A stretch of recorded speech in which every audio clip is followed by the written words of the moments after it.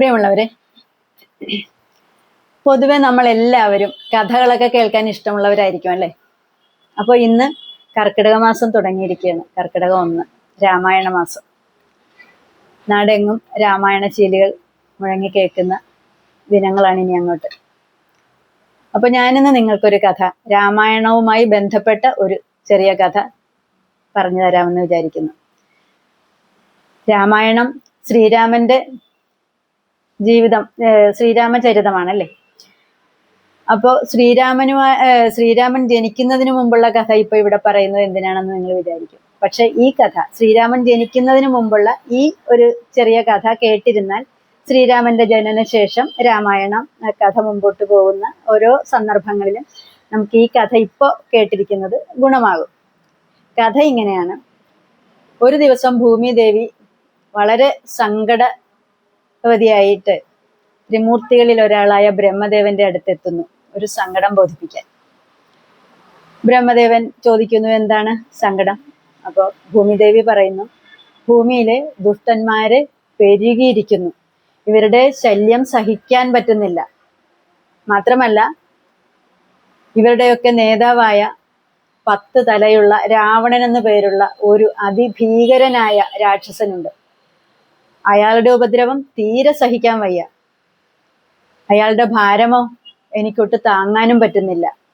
ഇതാണ് ഭൂമിദേവിയുടെ സങ്കടം. അപ്പോൾ ഈ പ്രശ്നത്തിന് ഒരു പരിഹാരം ഉണ്ടാക്കണം. എങ്ങനെ ഉണ്ടാക്കും? ഈ രാക്ഷസനെ വധിച്ചാൽ മാത്രമേ ഭൂമിദേവിക്ക് രക്ഷയുള്ളൂ.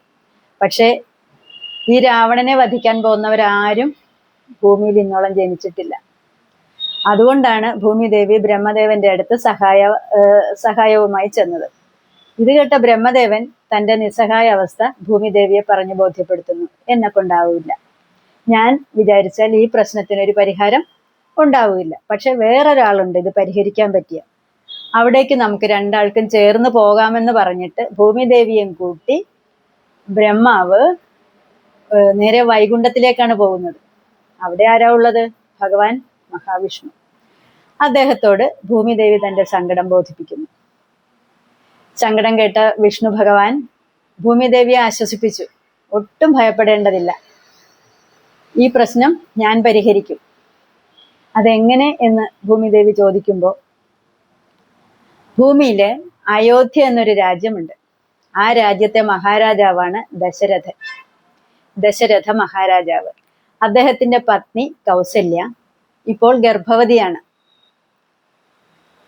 അവളുടെ ഗർഭത്തിൽ ഉണ്ടായിരിക്കുന്ന കുഞ്ഞ് ഞാൻ തന്നെയാണ്. കാരണം ഈ കൗസല്യ കഴിഞ്ഞ ജന്മത്തിൽ മഹാവിഷ്ണുവിനെ പുത്രനായി ലഭിക്കണമെന്ന ആഗ്രഹവുമായി തപസ് ചെയ്തിട്ടുണ്ട്, എന്ന പ്രാർത്ഥനയുമായി തപസ് ചെയ്തിട്ടുണ്ട്. അതുകൊണ്ട് ഈ ജന്മത്തിൽ അവളുടെ കൗസല്യയുടെ ഉദരത്തിൽ ഞാൻ തന്നെ കുഞ്ഞായി രൂപം കൊണ്ടിരിക്കുകയാണ്.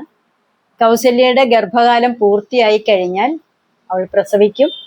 അങ്ങനെ ഞാൻ തന്നെ, അതായത് ഈ വിഷ്ണു ഭഗവാൻ തന്നെ ദശരഥ മഹാരാജാവിന്റെ പുത്രനായി ഭൂമിയിൽ പിറക്കും. അങ്ങനെ അതുപോലെ തന്നെ വേറെ പല ദൈവങ്ങളും ഇതുപോലെ മനുഷ്യ അവതാരമെടുത്ത് ഭൂമിയിൽ പിറക്കാൻ ഒരുങ്ങുന്നുണ്ട്. കാരണം ഭൂമിയിലെ ഇതുപോലുള്ള ദുഷ്ടനിഗ്രഹങ്ങൾ ഒക്കെ നടത്താൻ ദൈവങ്ങൾക്ക് നേരിട്ട് ദൈവങ്ങളായി തന്നെ വന്ന് ഭൂമിയിൽ വന്നിട്ട് ഒന്നും ചെയ്യാൻ കഴിയില്ല. അപ്പൊ പിന്നെ എന്താണ് മാർഗം? ഈ ദൈവങ്ങള് മനുഷ്യ അവതാരത്തില് ഭൂമിയിൽ ആരുടെയെങ്കിലുമൊക്കെ മക്കളായിട്ട് ജനിച്ച് വളർന്ന് ഇതുപോലുള്ള ദുഷ്ടന്മാരെ നിഗ്രഹിക്കുകയാണ് ചെയ്യുന്നത്. അപ്പോൾ അതുപോലെ ഈ ദശരഥ മഹാരാജാവിന്റെ പുത്രനായി കൗസല്യ പ്രസവിക്കുന്ന കുഞ്ഞ് വിഷ്ണു ഭഗവാൻ. വേറെയും ചില ദൈവങ്ങൾ പിറക്കാനിരിക്കുന്നു എന്ന് പറഞ്ഞല്ലോ. അപ്പൊ ഇവരെല്ലാവരും ചേർന്നിട്ട് ഈ അതിഭീകരനായ രാക്ഷസനെ വധിക്കുക തന്നെ ചെയ്യും. അതോടെ അയാളുടെയും അയാളുടെ അനുയായികളുടെയും ഉപദ്രവം ഭൂമിയിൽ ഇല്ലാതെയുമാകും എന്ന് പറഞ്ഞ് ഭൂമിദേവിയെ ആശ്വസിപ്പിച്ച് മടക്കി അയക്കുന്നു വിഷ്ണു ഭഗവാൻ. അതീവ സന്തുഷ്ടയായ ഭൂമിദേവി ഭഗവാന് നന്ദി പറഞ്ഞ് ഭൂമിയിലേക്ക് മടങ്ങുന്നു. ഇന്ന് ഞാൻ ഇത്രയുമാണ് പറയുന്നത്. ഇനി നമുക്ക് അങ്ങോട്ട് പോകെ ശ്രീരാമദേവന്റെ ജനനം തുടങ്ങി അങ്ങോട്ട് ഓരോ ചെറിയ ചെറിയ കഥകളായിട്ട് പറയാം കേട്ടോ. അപ്പോൾ ഇന്നത്തേക്ക് ഇത്രയേ ഉള്ളൂ. നന്ദി, എല്ലാവർക്കും നമസ്കാരം.